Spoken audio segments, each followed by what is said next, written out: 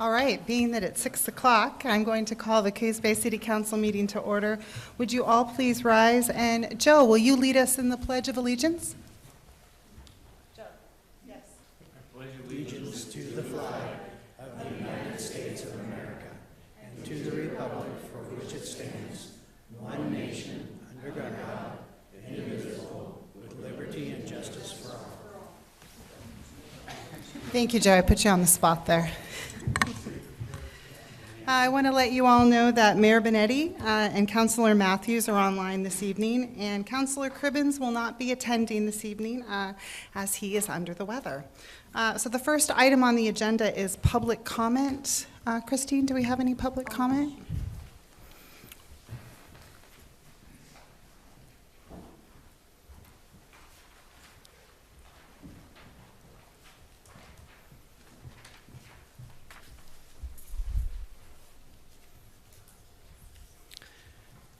Okay, Cricket, I'm going to have you speak once we get to the consent calendar. Looks like we have Chris Kesselman from Coos Bay here.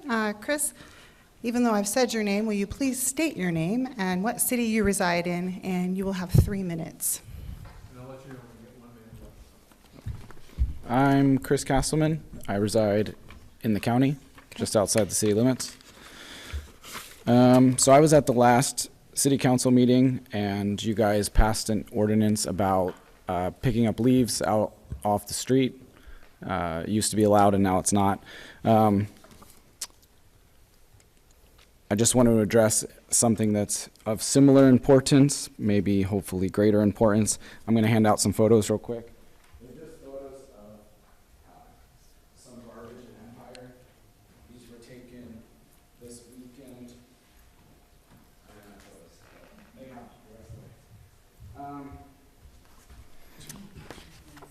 They are mostly shopping carts, clothes, rubbish, a bunch of disgusting things in our street, and a few needles here and there.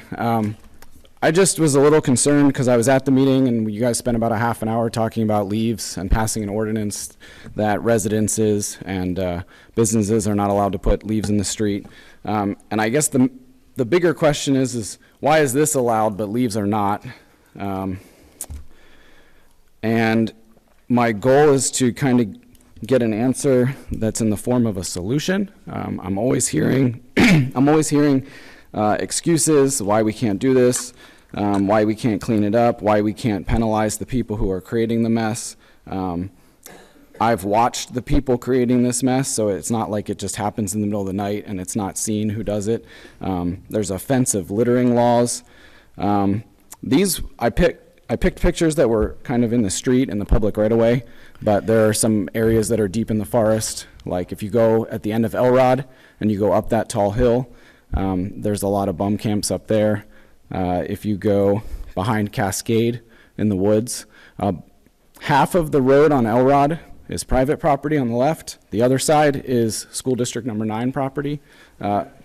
Behind Cascade is City of Coos Bay property. I've pulled out my phone and you can look up on the GPS. I know for a fact I'm standing on city property. I'm not on Cascade property. You can go back there and do the same thing. Right now at 4th and Anderson, there's an apartment building that was condemned, and the people in that building are now living in the parking lot next to Seven Devils. It's City of Coos Bay property. I guess the big question is what can we do about this? I don't want to hear excuses. I'm sorry, I've heard them all. So hopefully you guys have an answer. Please help the town not look like this. And unfortunately, some of this garbage comes from the Devereaux Center, and I hope that the new building that's being purchased to move them over to the Coalbank Slough area is not going to turn that area into this big of a mess as well. So thank you. Chris, I appreciate your comments this evening, and as trivial as it might sound, Our code did allow for people to blow leaves and detritus into the streets, which ultimately has an impact on our sewer system and our equipment. And so, yes, we did have a 30-minute conversation about the ordinance.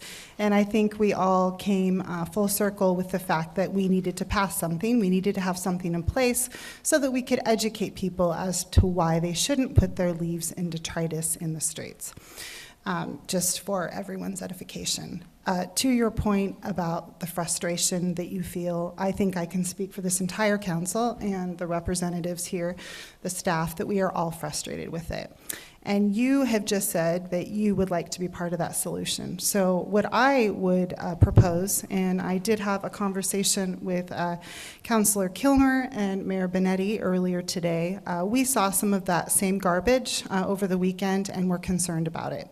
And while I know that your interpretation is we respond back with we can't do anything, we do have to follow the letter of the law, and we only have certain things that we can and can't do. But with that said, we have had a lot of success with ad hoc groups. We had a homeless committee group in 2016 that led us to some of the decisions that we've made today with the homeless groups.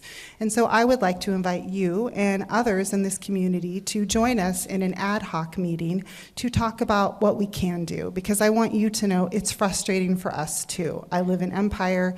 Councilor Kilmer lives in Empire. And so if you are willing, we would like you to help us be part of the solution. And I'd like to ask the rest of the councilors if they're interested in having an ad hoc committee to be able to address this.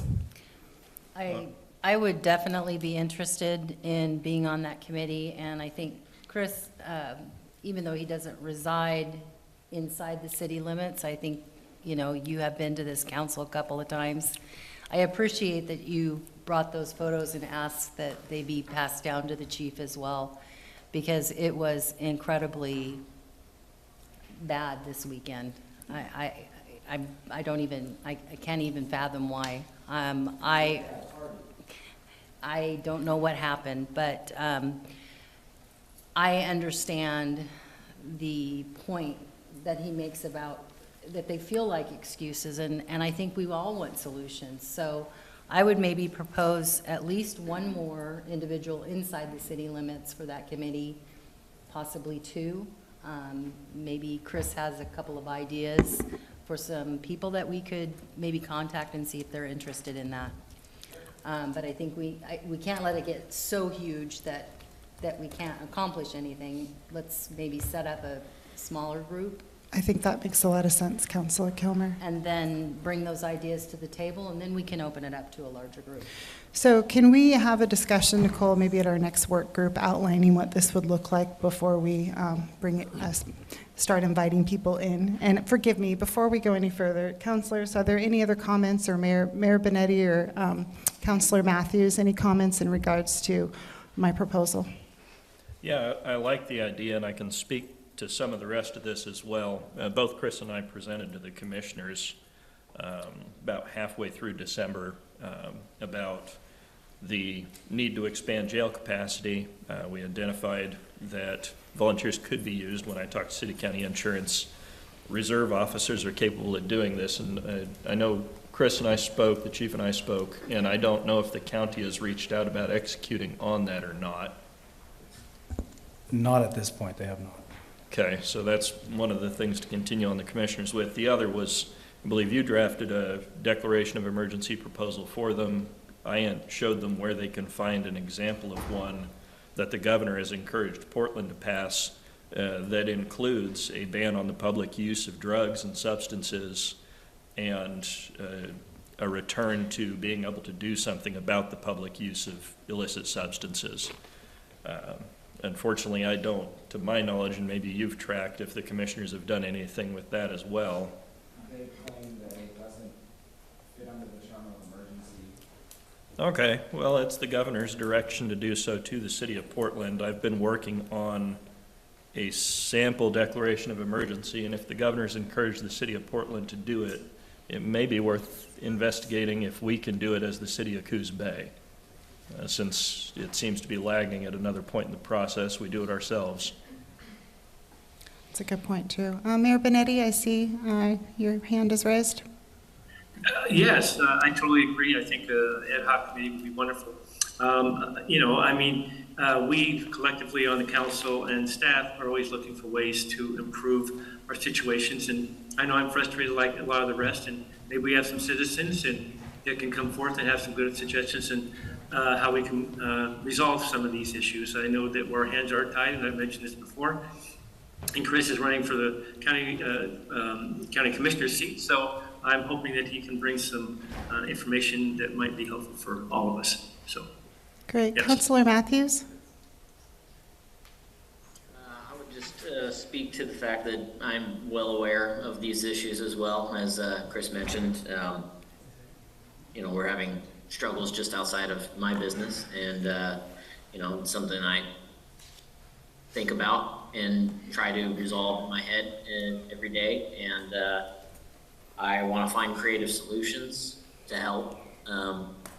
We are in a sticky situation, but as mentioned before, as elected officials, we are voted in to uphold the law, so we have to follow that rubric for finding solutions. And so I think that your suggestion, Councilor DeNovo, that we set up a group to discuss this, an ad hoc group, sounds wonderful. I think brainstorming any possible solutions for support and ways that we can help within the guidelines of the law, and to just help uplift those in need and beautify our city at the same time would be wonderful.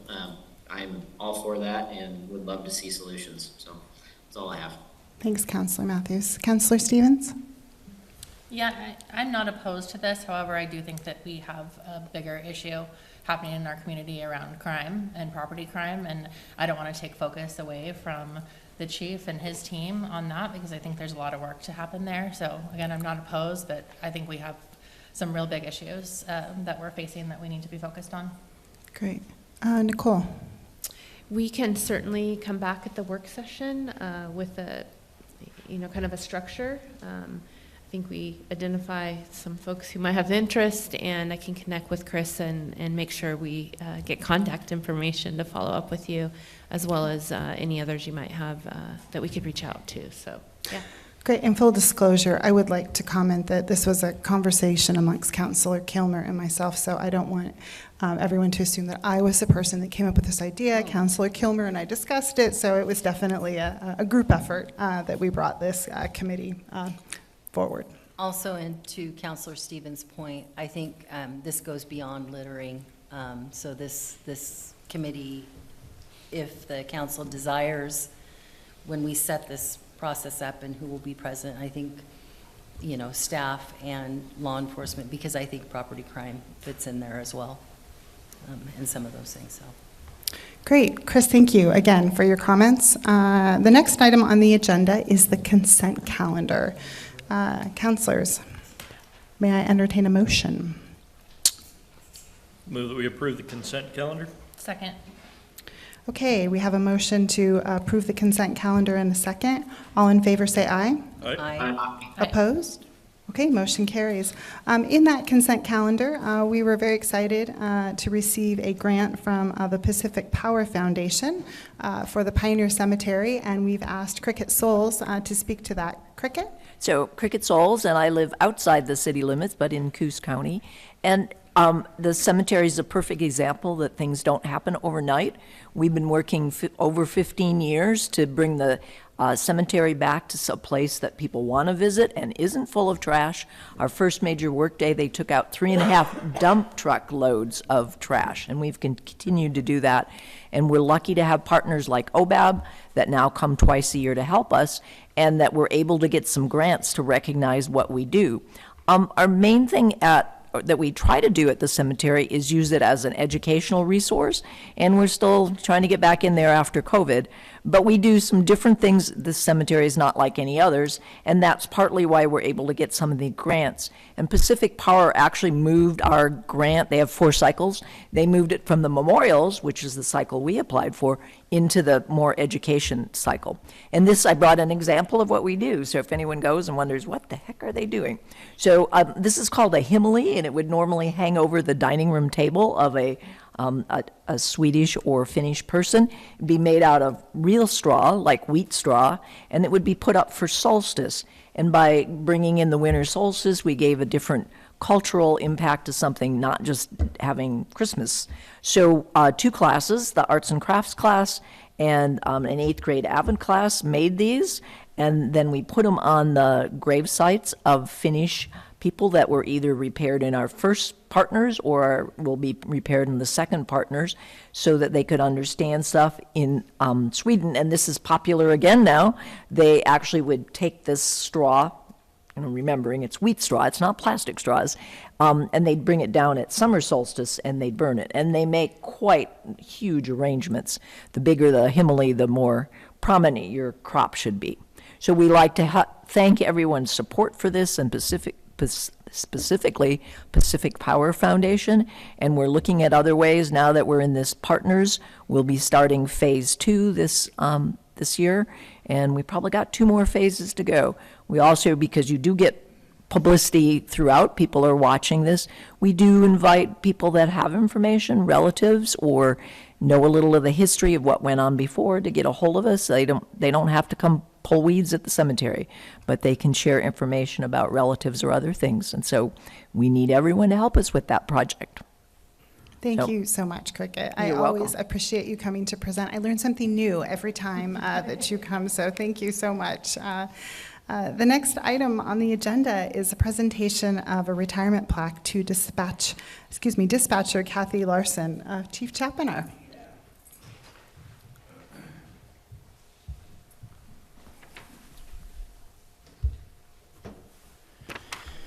Well, first off, thank you for allowing us to have a few moments here to recognize Kathy Larson.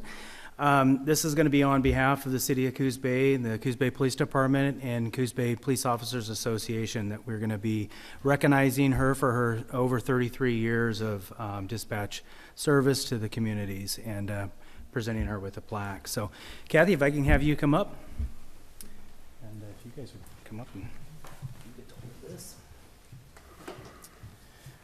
All right. Are you ready for this? Sure. All right. Okay, so a little background. On December 31st of this year, or last year, 2023, dispatcher Kathy Larson of the Coos Bay Police Department and North Coos 911 Center retired as a 911 telecommunicator. Kathy Larson began her dispatching career in July of 1990, where she was hired by the North Bend Police Department. Kathy Larson remained at the North Bend Police Department until November of 1992, when she saw the light and she came over to the City of Coos Bay. Kathy Larson has served the communities of Coos Bay, North Bend, and Coquille as a 911 dispatcher. During her 33-year career, she has served as a field training officer. That's training the recruit dispatchers. She has been a tactical dispatcher, where we've been able to deploy her out in the field for more serious types of crimes. She has worked as that member for many years. Been a member of our department peer support team. She's dispatched emergency services, as you can imagine, for thousands of calls over her 33 years. She is certified through Department of Public Safety standards and training. She holds her basic, intermediate, and advanced telecommunication and emergency medical dispatch certification. And she is married to Scott Larson, and we would be remiss if we didn't want to recognize Scott as well for his continued support through her many years of service. And I know it takes a toll on not only Kathy, but on you as well, and so we do appreciate your support. Kathy Larson has committed an enormous portion of her life to helping the department and the community by providing outstanding public service to the community.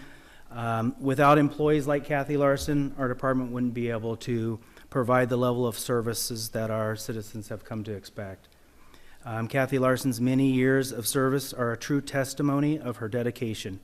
And I just ask that everybody please join us in congratulating her of her well-deserved retirement, and just thank you for your 33 years of service.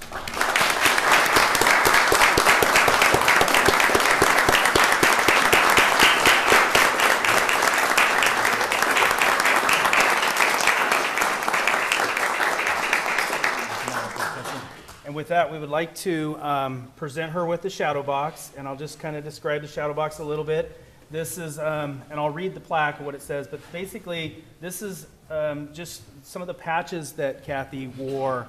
And when Kathy first started as a dispatcher in Coos Bay, they actually wore a uniform as well, and they were in patched uniforms. So times have kind of changed. But North Bend's where she started off, and then it just kind of progresses. This is the most current patch that they have, the North Coos 911. This is the badge, and these are all her service ribbons up here. And the plaque says, in recognition of 33 years of exemplary services as a 911 communicator for the for Coos Bay Police Department, your loyal and dedicated services to the citizens of Coos Bay and many citizens throughout the Coos County area is sincerely valued and appreciated. You have truly touched the lives of countless individuals by providing them with law enforcement, fire, and medical services in their time of need. The Coos Bay Police Department thanks you for your many years of your selfless service. Thank you. So, thank you.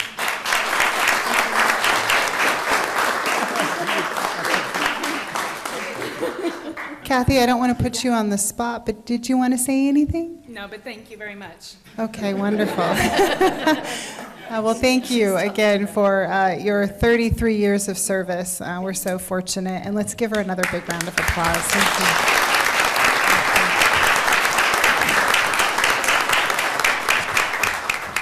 Thank you. Thank you, Chief.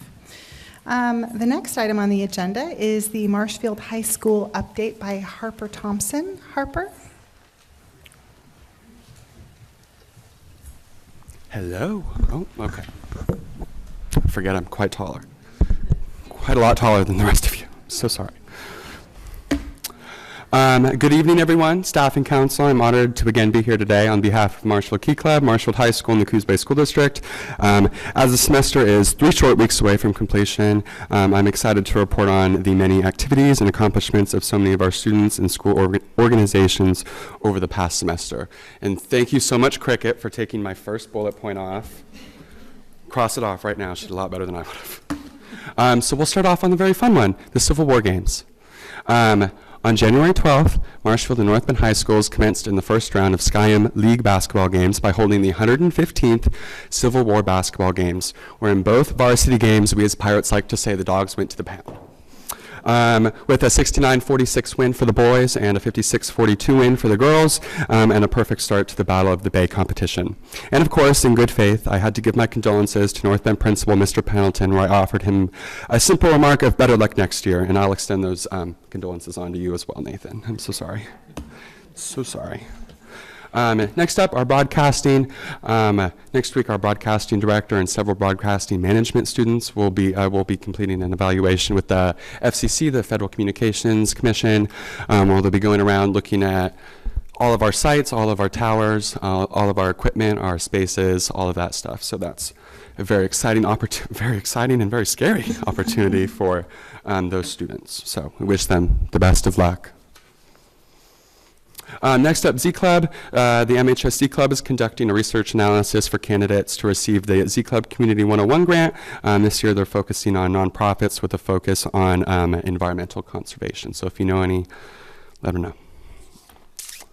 Next up, Marshfield National Honor Society has kept quite busy with consistent during and after-school tutoring. Over this past semester, they have volunteered at Mahaffey's Ranch, assisting with the pumpkin patch, in addition to aiding several other service organizations in various other projects and events. NHS publicist Isa Hendricks told us that they have an upcoming can and bottle fundraiser, and their first date for that is going to be February 10th, and all proceeds and donations will be going to the South Slough Foundation. Next up, this is a hefty one, I apologize, the MHS Charity Program. The 2024 MHS Charity Pageant is scheduled for the 4th of February at 3 p.m. This year's team has hosted a plethora of events and fundraisers thus far into the year, with most recent events being a free movie night, children's gingerbread building, hosting Mustang Madness at Millicoma Middle School, and a multitude of raffles. As for upcoming events, the list is just about as long, with pageant planning deserving its own list, quite frankly, but for time's sake, I will constrain myself to the events expressed in the email I received last week. January 20th, this Saturday, the program is set to hold a barn dance at the North Bend Armory, an opportunity for MHS students to learn line dancing, have fun, and of course raise money for children in our community through the ARC.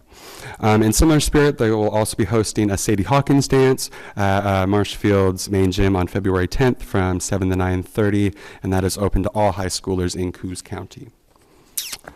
SNHS, so Science National Honor Society, has been doing some incredible work at our local Coos County fish hatcheries, taking 2 separate groups of high school students to volunteer and learn about the impacts that hatcheries have across the nation. In addition, they've also taken part in leading several 3rd grade field trips through Noble and Mobile Morgan's Creek hatcheries. They are currently, they're currently in the beginning stages of planning a body walk for all 2nd and 3rd graders in the district, an event that former City Councilor Rob Miles would probably have a much easier time explaining, as a part of the Boys and Girls Club. But from what I gathered through a brief Google search, a body walk is an event made up of several interactive stations that are meant to educate kids on essential body functions, stomach, intestine, lungs, etc. Pre-COVID, like I said, the Coos Bay Boys and Girls Club hosted the event annually, and we're just very excited that we won't go another year without the opportunity. CERT, so Coos County Communication, or Coos County Emergency Response Team. Last Friday, Marshfield CERT Club held its Semester 1 Disaster Simulation Final for the MHS Disaster Science class in usual conjunction with Coos County CERT. This year we had the opportunity to have a member of the Oregon Emergency Management Association come and shadow the simulation and give feedback to our rescuers after the event and give some meaningful insight to how we can conduct our simulations in the future. And on a more personal note, this is my 5th year as a member of MHS CERT. This is my 3rd term as president of MHS CERT, and this is my 2nd term as Coos County CERT Communications Liaison, and I have been a part of planning too many simulations to count. So please take my word when I say there is no other program like ours. There is no other program in the state of Oregon teaching the CERT curriculum from FEMA as an actual high school course in the state. So when I go to report on CERT, when I get to report on CERT at these little meetings, it's very heartwarming to me. Lastly, before we get into Key Club, I'd like to report on some recent news from our journalism program, and when I say recently, I'm talking about 8:30 this morning, so that's why Christine had to print my script today, so thank you very much for that. 8:30. Nonetheless, this morning we received news from the MHS journalism program that they have received the title of Superior Magazine from the National Council of Teachers of English. As our program is no stranger to receiving awards for excellence, this is the first year we've been nominated for this specific realm of awards. And for more context, there's been an average of 46 states, 5 countries, and more than 450 student magazine entries in this contest. As I said, this is nothing new for them, but an outstanding accomplishment nonetheless. And finally, for the finale, I know you guys have been waiting, Key Club. We have some updates. Early in December, we participated in the 2023 Bus Jam. This was our first year volunteering, but I can definitely say it wasn't our last. It was incredible. I've never seen so many bikes, motorcycles, regular bikes, and that bus was pretty jammed, if I do say so myself. Later in December, we continued our annual tradition of participating in the Salvation Army bell ringing in partnership with MHS National Honor Society, earning 2nd place among the participating service organizations. And already in the new year, at our January board meeting, we met to discuss compliance with the 2023-2025 MHS Key Club strategic plan, to make appointments to the Free Food Pantry Board, or the Free Pantry Project Board. And they now have been tasked with drafting amendments to the long-term care plan and the installation plan for the box at Glory Day Lutheran Church. Right now, our finance committee is planning for the district convention, and as of last week, we have just approved a new fundraising event, which I will be able to report on the next time I come and speak. I think that's it. If I have any Harper, questions. Thank you so much. course. Any questions from counselors? Thank you. I appreciate the dogs went to the pound. I'm gonna remember that. I have never heard that before. Well, so we have a pep assembly before every Civil War game, and we do this little reenactment, and so we have, a big pirate suit and a big dog suit, and the dogs, they always go to the pound, so yes. Okay. Please will remember that one. Not that I believe in that rivalry, but I might use it against Mayor Engelke at some point, so. Thank you, as always, appreciate it. The next item on the agenda is the approval of appointments to fill vacancies on the Parks Commission. Nicole, do you want to speak to that? Yeah, I can start us out. So we recently advertised 2 openings for the Parks Commission. Those were to fill a vacancy, and then recently the council approved some amendments to our code, which expanded the Parks Commission to include additional position that might bring some expertise to that commission regarding bicycle pathways and safety and all of those things. So we have 2 positions. We've opened that up for applications, received 3 applications. Prior to this meeting here, you all met with those applicants, gave an opportunity to for them to share their expertise and interest. And so what you have before you is the opportunity to select 2 of those candidates. Thank you, Nicole. I do want to thank the applicants, Eric Clow, Kurt Benward, and Dean Lundy, all great applicants. And with that said, I will let the voting begin. So, commissioners.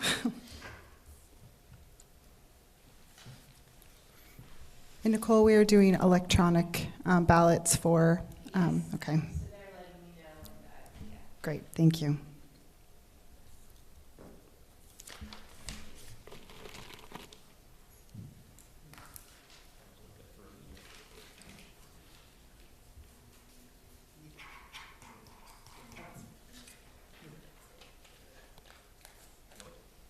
Thank you, Christine.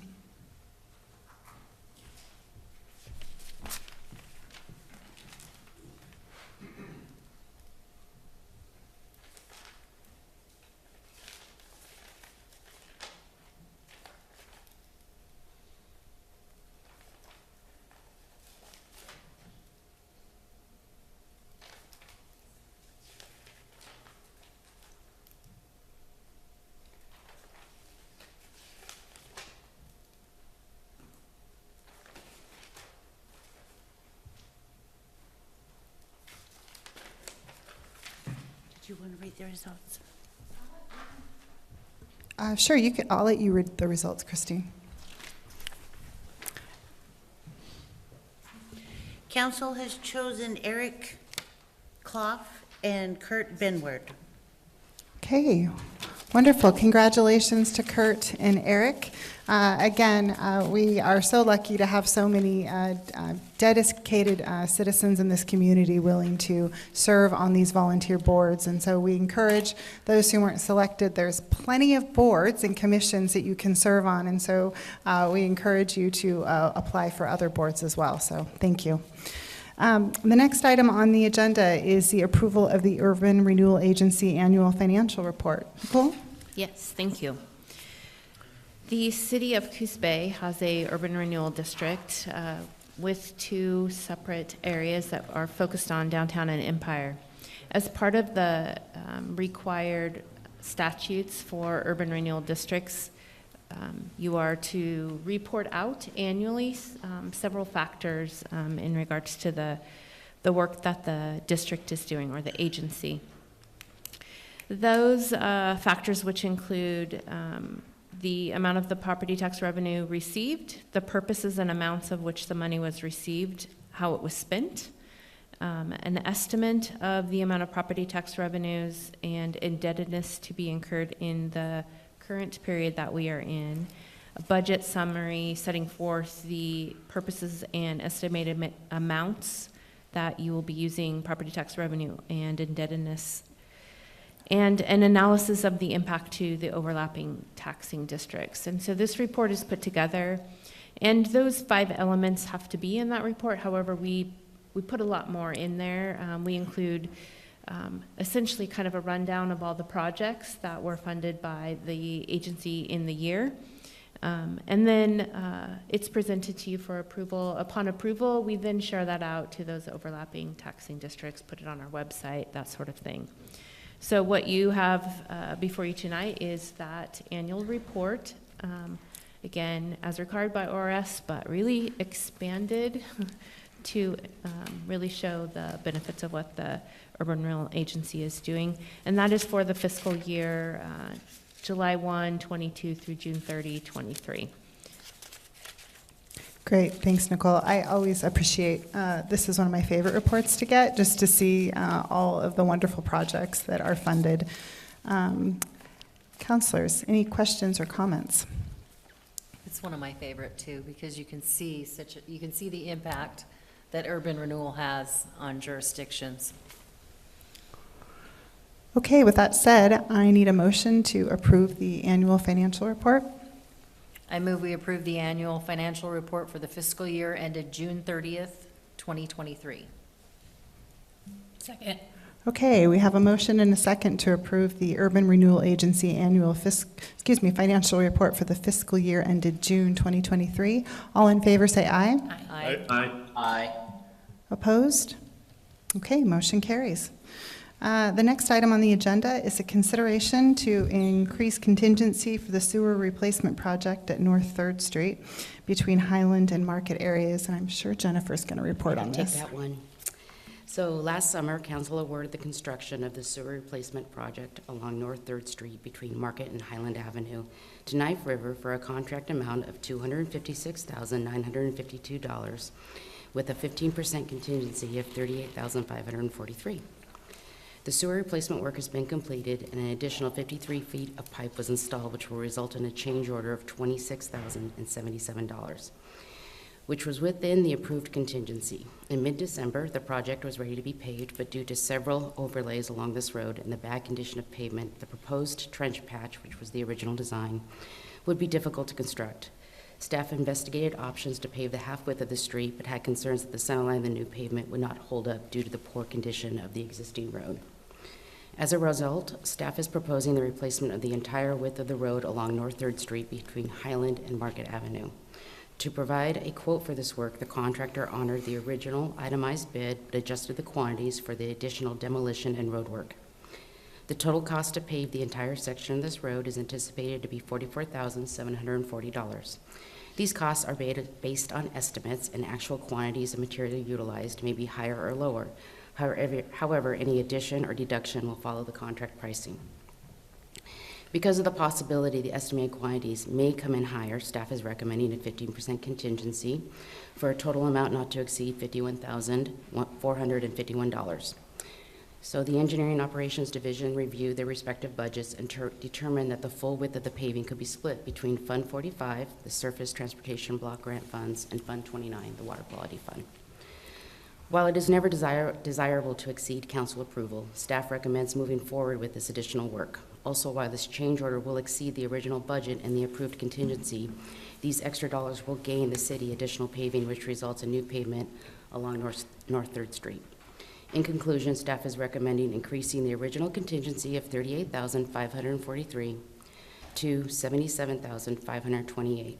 If approved, this will result in an additional budget of $13,259.50 from the Water Quality Fund and $25,725.50 from the Capital Improvement Fund 45. Thank you, Jennifer. 2 questions. First, how does that leave our fund? Does it leave it plentiful for other projects? It does. Okay. in both funds. In both funds? Okay. And second, how quickly would this work be done? They're waiting for us to sign the change order. Okay, great. Councilors, any questions in regards to this? I just wanted to, for clarification only, because 15 sometimes sounds like 50, and it's 15, not 50%. So the total, the contingent. the total amount where we receive, the 15% contingency, 1.5, yes. Yes, okay. And for clarification, the contractor is waiting for us to sign a change order, but they're going to need a 3-day weather window, so. Okay, so this would, if we approve tonight, it will be done in short order, is what I'm hearing. That's what I'm being told. Okay, great, thank you. Councilors, how would you like to proceed? I move we increase the contingency amount for the sewer replacement project at North 3rd Street and Highland Avenue from $38,543 to $77,528. Second. Okay, we have a motion to increase the contingency amount for the sewer replacement project on North 3rd from $38,543 to $77,528. All in favor say aye. Aye. Aye. Opposed? Okay, motion carries. Thank you. And the last item on the agenda is the city manager's report. Nicole. Yes, thank you. So this is just intended to be kind of a follow-up to our last meeting to kind of add a little bit more depth to the conversation that we had, and also acknowledge our seating arrangements here. We have some work to do, obviously, with addition and split of a department from Public Works Community Development to identifying those two separate departments. Figuring out where everybody sits is still an internal conversation, both for Chelsea's seat and then also our new, the new intended position that is out on the streets right now. So this obviously came a little bit late, was discussed last time because Chelsea was in attendance and it was important to acknowledge her attendance and her new role for the city. However, it would have been better if it had been prepared and proposed and shared a little bit more formally with you guys. So that's what we're doing here tonight.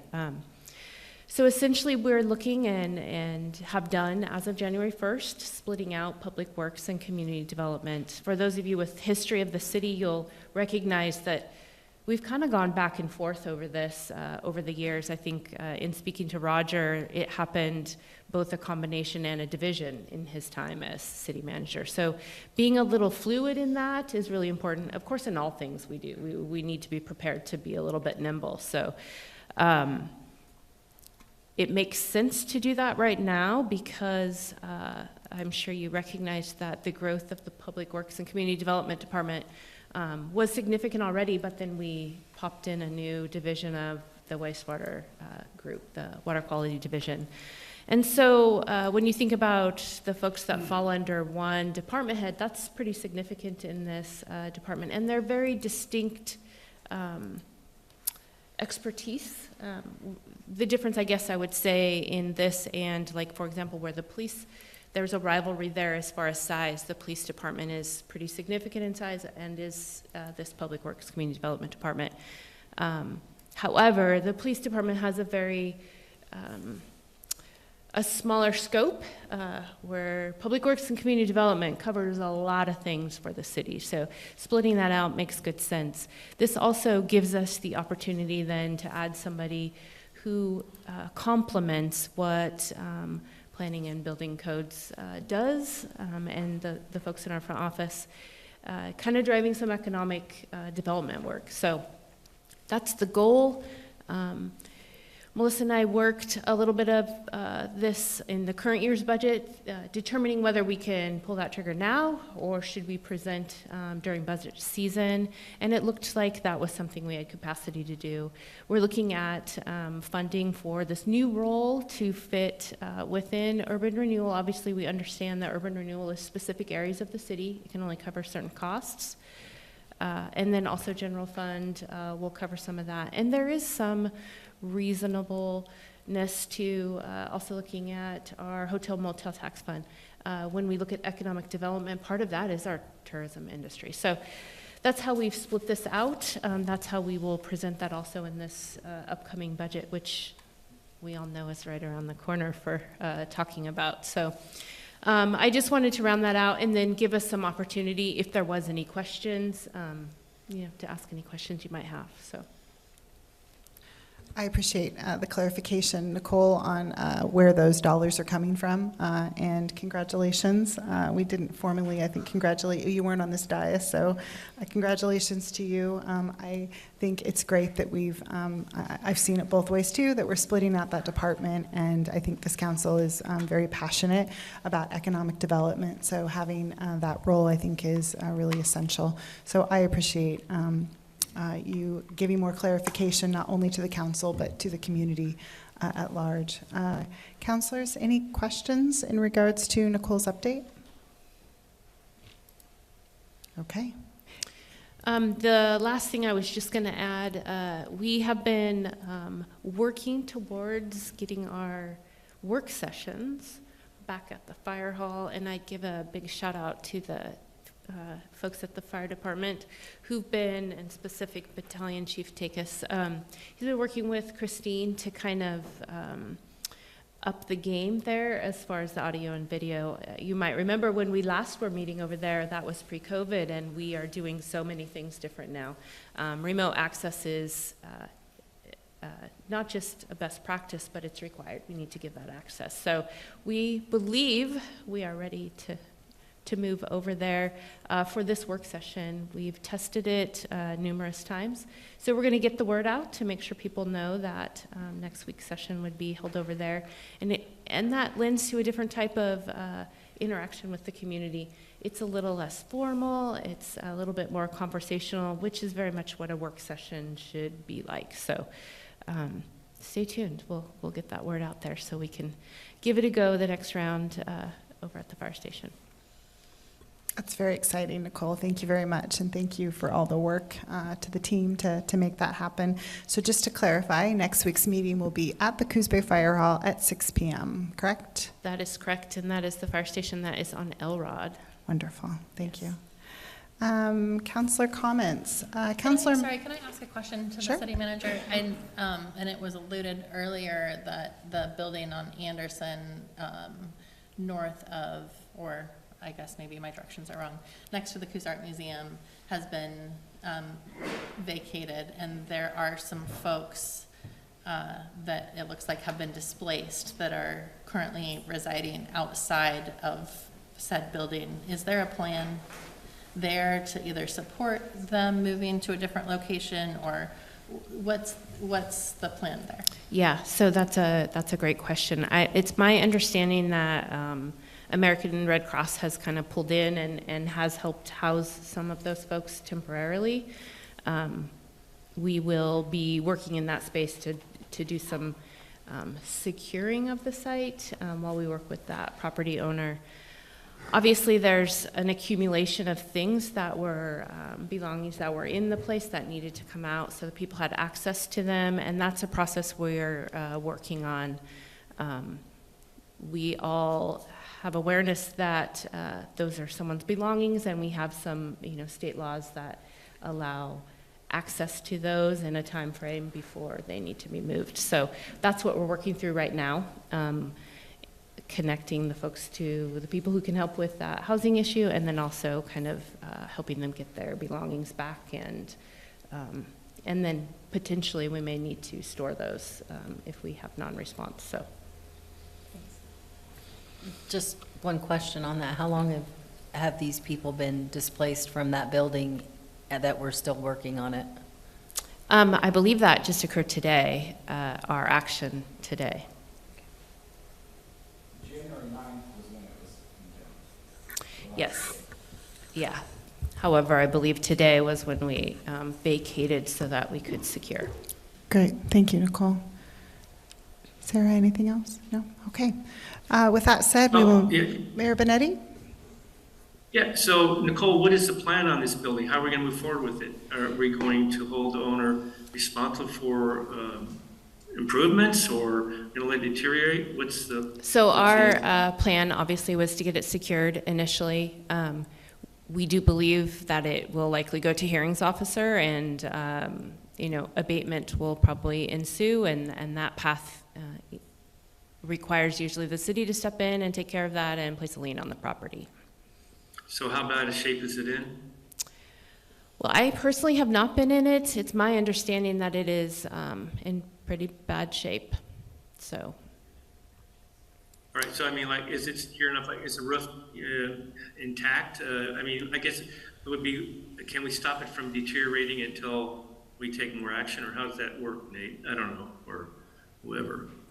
Well, I'm not sure, but I believe that the chief walked through. I don't know if he can give any feedback. Our initial concern was the water damage that was coming from the roof's failure. So securing the building so we can get in there and take a look at it. Obviously, it's going to take going to a hearings office or for next steps. So.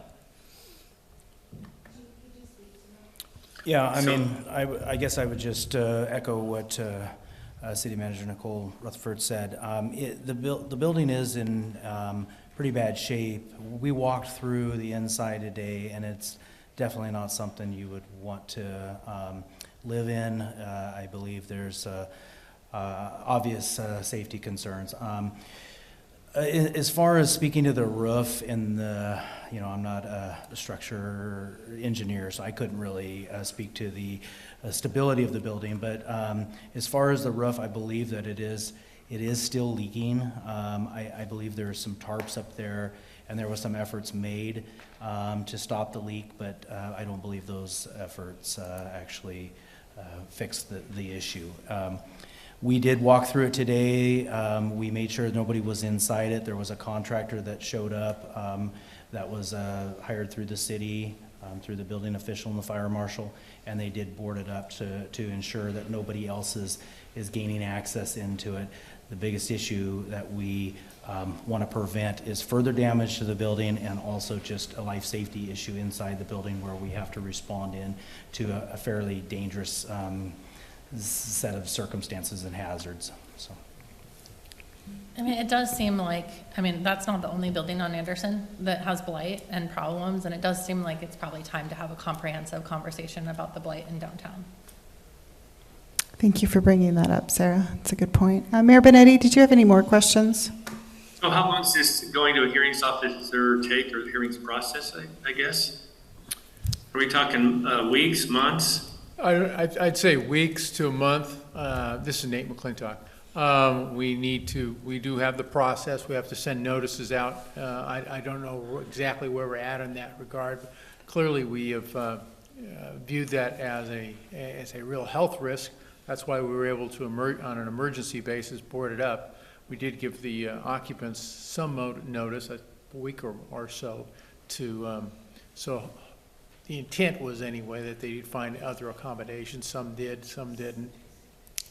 So that's the next step, is to schedule up for a hearing and take the hearing. I would think within the next 3 or 4 weeks we would have that done. In the meantime, it remains boarded up. Okay, my only concern is that it deteriorate more, and I don't want to end up with another log cart in a parking lot, is what I would hope that would not happen. So if we can stop the deterioration is what my big concern is. So maybe we can salvage something and have it restored. Yeah, I understand. Nicole, maybe you can make Sarah's comment maybe part of the work session next week, so we can have a more comprehensive conversation about that. Yep. Okay. Mayor Benetti, any other comments? I'll take that as a no. No, okay. Not this time, sorry. Okay, with that, councilor comments. Councilor Matthews, any comments this evening? Oh, there we go. Technical difficulties.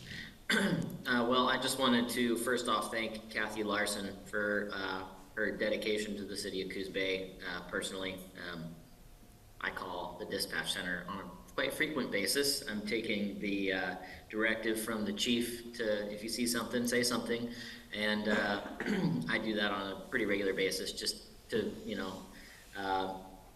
allow the city and the police department to be aware of things. And the dispatch center is just absolutely amazing, And Kathy, I really do thank you for your years of service. It's a very difficult job, and we need people like yourself. And I just want to say personally, thank you very much. Sorry I couldn't be there in person. On to the next part. I just want to say thank you to those who applied for the Parks Commission. The Parks Commission is something near and dear to my heart. I'm on the Parks Commission. I've been on it for many years now, and it's an extremely lively group of individuals who are working on trying to make the parks the best that we can, and come up with creative ideas to maintain and beautify as much as possible. So thank you for being interested in the positions and applying and giving your time to our community. So thank you for that. And just also want to say thanks to everybody who's kind of trying to work on creative solutions for how to make our city a healthier place to live. The issues that we're seeing downtown that Chris in his public comments alluded to is felt by all, and we all see it, and we're all just trying to figure out what the next steps are. So I really hope we can find some creative solutions together, and you have my hand and my heart in that journey. So that's all I have for today. Thank you, Carmen. Mayor Benetti. Hi, thanks. I want to thank Kathy also for her time and service as a dispatcher in the 911 Center. I was fortunate enough on the National Law Enforcement Appreciation Day when I was there to thank all the officers and the 911 dispatchers to get a peek of the new center. It's very nice. The chief and others were working diligently in there to get it done. Is it finished, Chief? They're working out of it.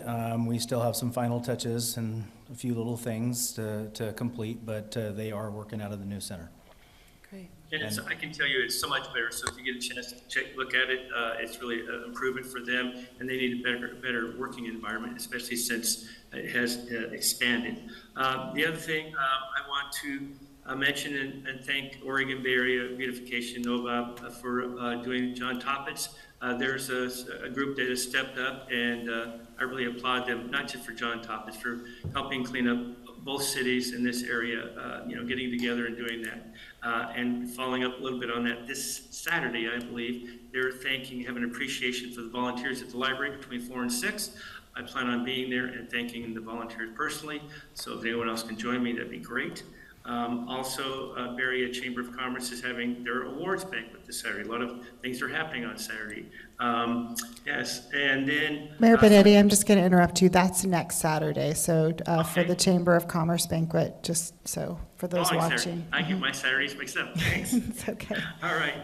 But anyway, so that'll be happening the following Saturday. Thanks for the correction. The other thing I'd like to bring up that has been pending for a while and came to our attention is transferring the property that Heidi Sauce has next to the ironworks. She has completed her last project, and now she's moving on to this project.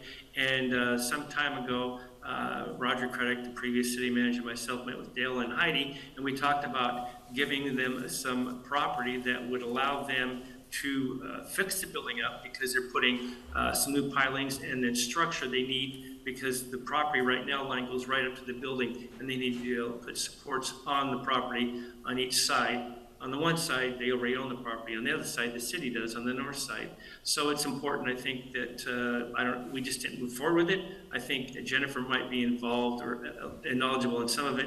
And also, they wanted to build a deck there. And so if we can move forward and getting that done for them so they can move forward on their project, that would be great. And I'm not sure the details that we'll need to work out with them to do that. So. Nicole, do you want to speak to that? Yeah, so we've had some conversation internally, and we need to look at what our options are there. Obviously, with a right-of-way vacation, we know what that process looks like. If that is our pathway, that's a individual initiated or a council initiated. There may be some conversation to have around the fact that this is property along the waterway. So we want to do a little bit of research. we have awareness. I believe this is of your interest to kind of look at this, and then bring back whatever pathway that it's appropriate to take. Great. And I guess I was premature. This is my recommendation or suggestion, but this is a council decision, not just an individual decision. So anyway. I appreciate that clarification, Mayor Benetti, but I think we as counselors have discussed it amongst ourselves. So I look forward to Nicole bringing back some options so we can make a formal decision on it. Mayor Benetti, any other comments this evening?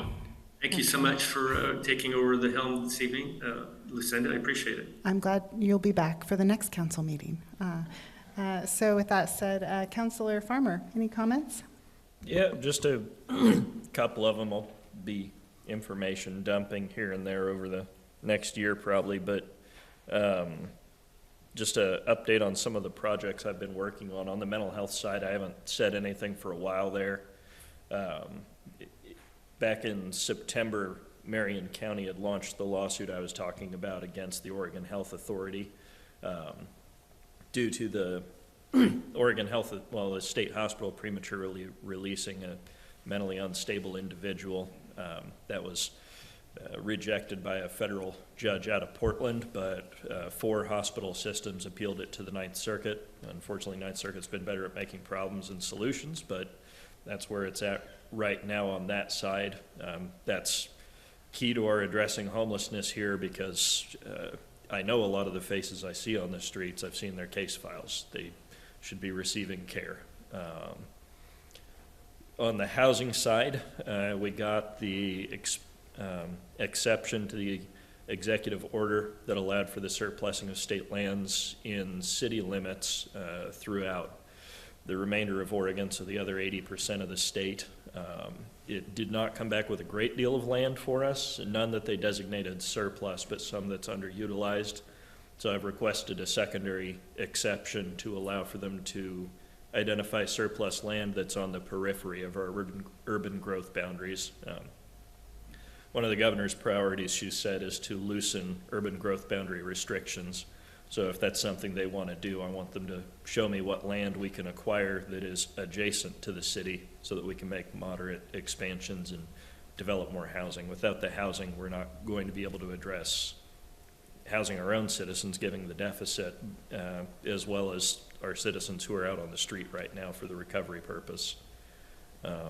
Crime, I addressed that earlier in the meeting a little prematurely from what I planned to, but Portland was given direction towards a declaration of emergency around fentanyl. That direction came from the governor and her work group. That'll include increasing in the ease of prosecuting the delivery and sale of drugs, a directive to expand shelter capacity, and a directive to clean up the streets of the city of Portland, which they are not moving very quickly on. So at a future meeting, I'd like to come back to this. I'll have drafted something we can look at and see if, as the city of Coos Bay, this is something we want to consider passing.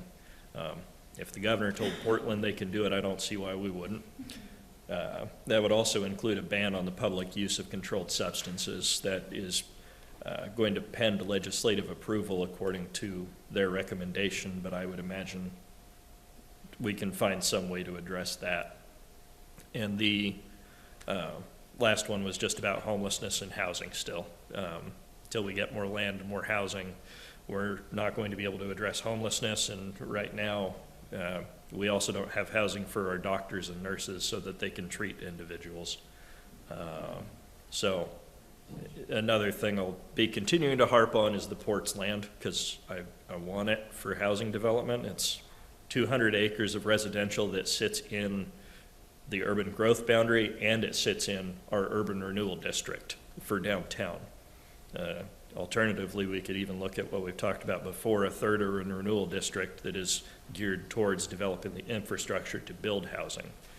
That was another request I made to the governor's office, was to look at the committees that she has control over and the property that can be surplused out of them.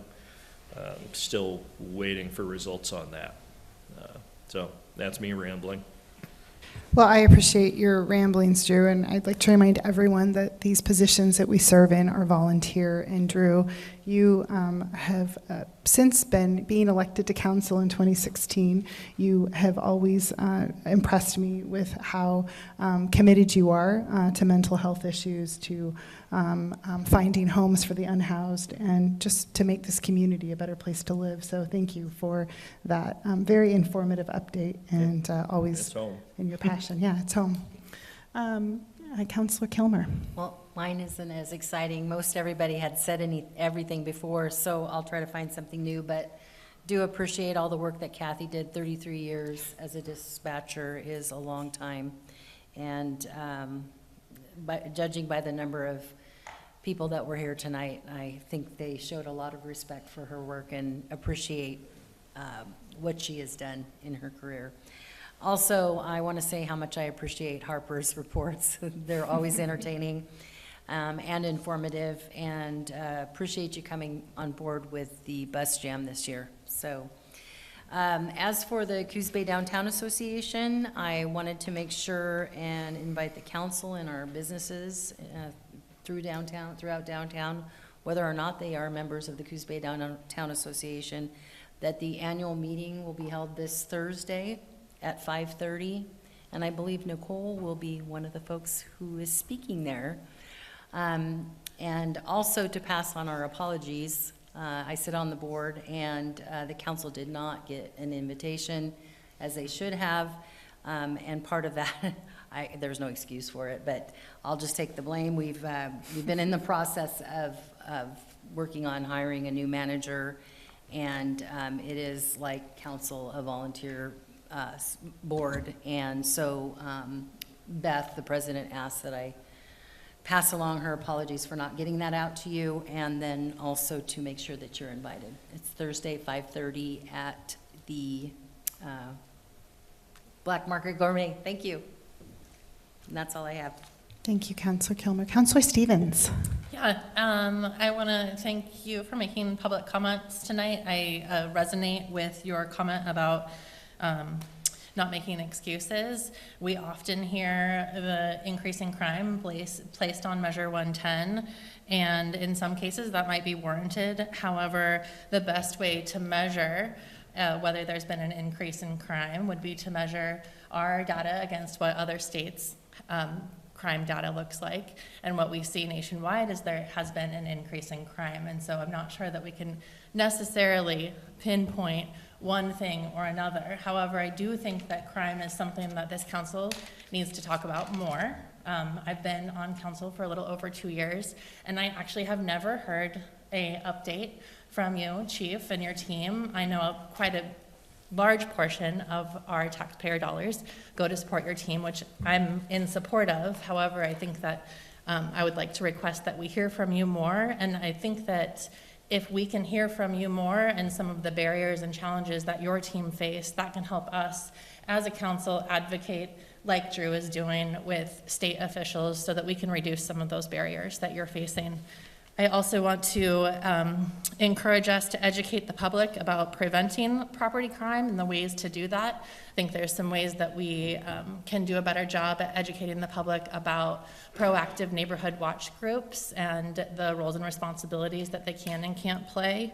I'd like us to focus on education around what Carmen mentioned tonight. If you see something, say something. I've also recently called the dispatch office quite a few times, and they are kind and clear and helpful, and I think there's more that we can do to educate the public about that. I also believe that there's more that your team probably has ideas around, and so I want to encourage opportunities for you to share those with us more, and for this council to have a renewed focus on attacking the crime problem in our area. Wow, aren't you glad we took the month of December off?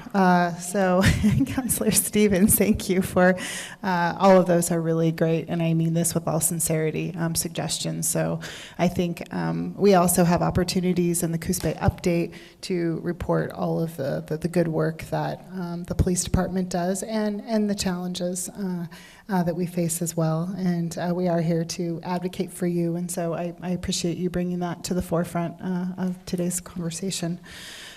With that said, I think everyone has said everything. I would like to thank Kathy as well. I was up in Portland, and my mother had an incident where I had to call 911, and it was a really, it was an awful experience. And I have had the opportunity of calling 911 here, and have had this wonderful experience, and just expected that that was the experience I would have everywhere. So I really want to thank just the training, her dedication, and for all of those dispatchers who have to deal with really stressful moments and trying to keep people calm. And so Kathy, thank you for your 33 years and service to this community. And with that said, I will close the meeting, and I will turn it over to Councilor Kilmer for the Urban Renewal Agency meeting. Wait, I get to hit the gavel because Rob wanted me to do this.